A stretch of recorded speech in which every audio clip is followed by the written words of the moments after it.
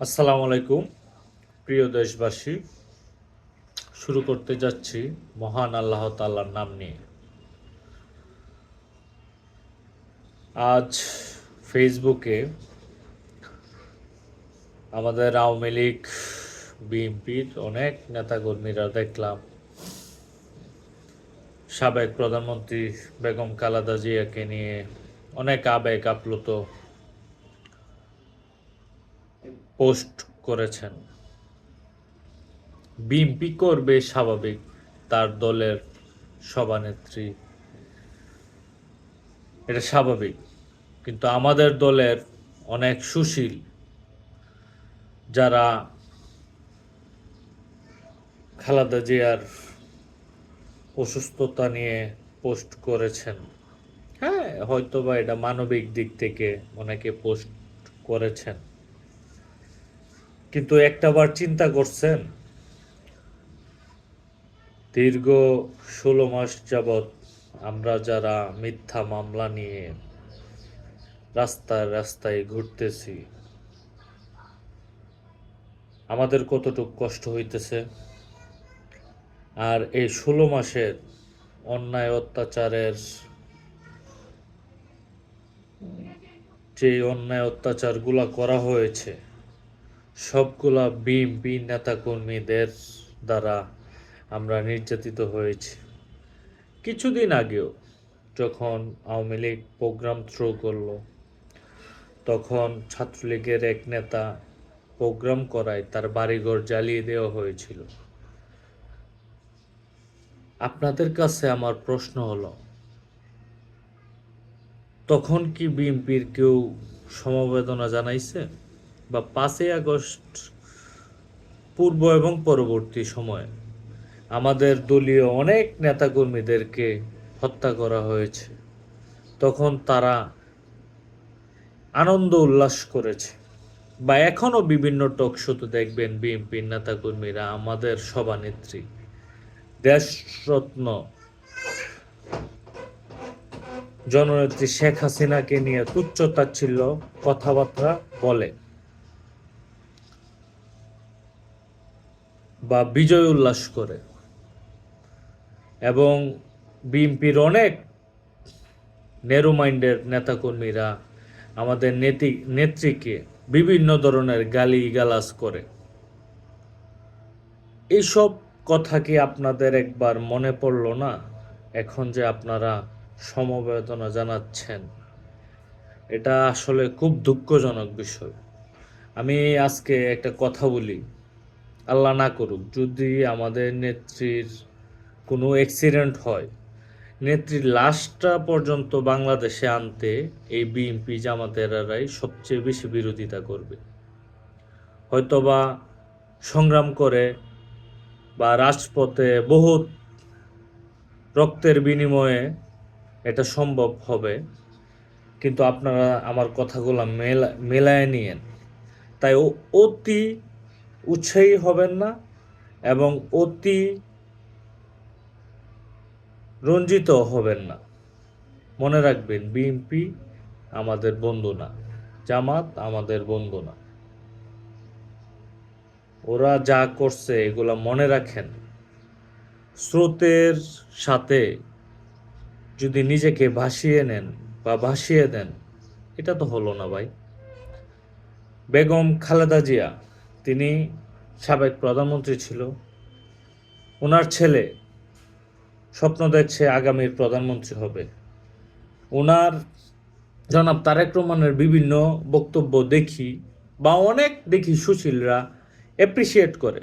ওনার মধ্যে নাকি ম্যাচিউর আসছে বা ওনার মধ্যে অনেক জ্ঞান আসছে, বা বিভিন্ন টেলিভিশন পত্রিকাতে অনেক সময় দেখি আর কয়েক সপ্তাহ পরে উনি আসছে বাংলাদেশে, কিন্তু আদৌ উনি বাংলাদেশে আসতে পারেন নাই। 5ই আগস্টের পূর্বে বিএনপির একটা শ্রেণী সবসময় বলছে যে তারেক রহমান বাংলাদেশে আসতে পারে না আওয়ামী লীগের জন্য বা দেশরত্ন জননেত্রী শেখ হাসিনার জন্য। এখন তো আমরা আওয়ামী লীগ নাই, আমাদের নেত্রী এখন নাই। তো দীর্ঘ 16 মাস যাবৎ এখন পর্যন্ত তারেক রহমানের আসার কি কোনো সুযোগ হয় নাই? সারা বাংলাদেশ তাদের দখলে, সারা বাংলাদেশের তৃণমূল মানুষ তাদের সাথে, ওনারাই বলে জনগণ তাদের সাথে। তাহলে এখন পর্যন্ত কেন তারেক রহমান আসে না? আচ্ছা, আগের হিসাব বাদ দিলাম, তার নাকি বিভিন্ন সিকিউরিটি ইস্যু আছে, আরও ব্লা ব্লা অনেক কিছু। কিন্তু এখন তো তার মা মৃত্যুশয্যায়, যে কোনো সময় আল্লাহ না করুক ওনায় মারা যাইতে পারে। তারপরও আমি মানবিক দিক থেকে ওনার সুস্বাস্থ্য কামনা করি একজন মানুষ হিসেবে। কারণ আমরা বা আমাদের দলের আদর্শ কখনো বলে না যে একটা মানুষ মারা যাচ্ছে বা মারা গেছে তাদের মৃত্যুতে আলহামদুলিল্লাহ বলা বা তাদের অসুস্থতে উল্লাস করা, এগুলা আমাদের দলের শিক্ষা না, এগুলা আপনাদের দলের শিক্ষা। এগুলা আপনারা আগেও করেছেন, এখনও করতেছেন, করেন, সমস্যা নাই, সময় আসবে।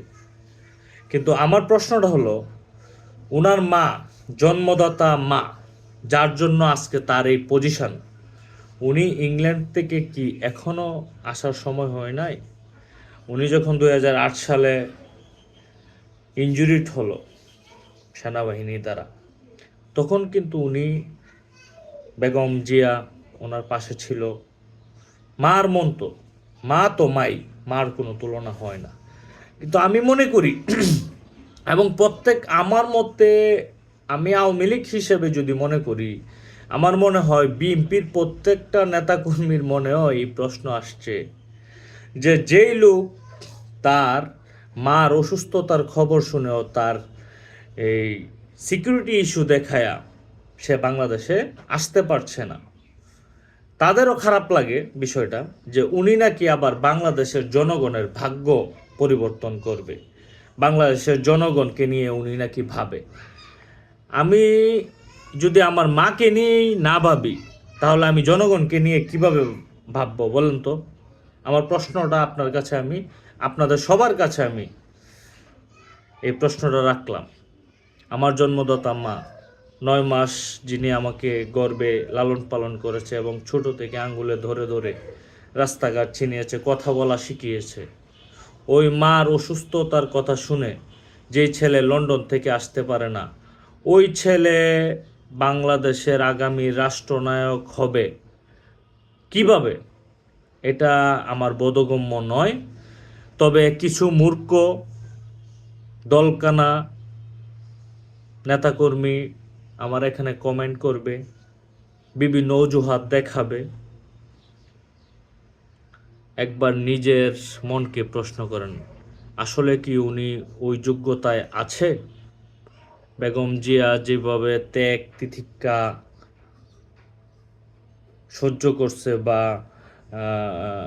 ত্যাগ আছে, ওই ত্যাগ আপনার ভারপ্রাপ্ত চেয়ারম্যানের নাই। কথাগুলো তিতো হলেও কথাগুলো সত্য, একবার চিন্তা করবেন।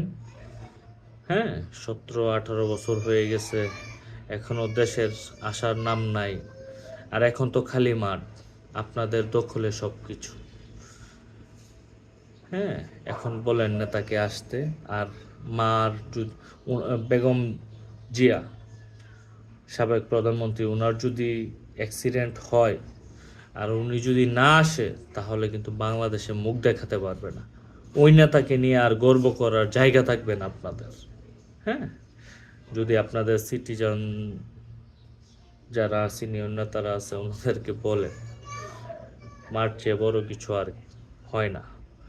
আর যেই ছেলে মার পাশে থাকতে পারে না মৃত্যুর সময়, ওই ছেলের দ্বারা বাংলাদেশের কোনো উন্নয়ন, কোনো কিছু হবে না। বাঙালি আগেও দেখেছে, 2001 থেকে 6-এর আমল দেখছে, হাওয়া ভবন দেখছে, খাম্বা খাম্বা কেলেঙ্কারি দেখছে, আর অনেক নিয়োগ বাণিজ্য দেখছে। তাই এখনো সময় আছে, লন্ডন থেকে আসেন।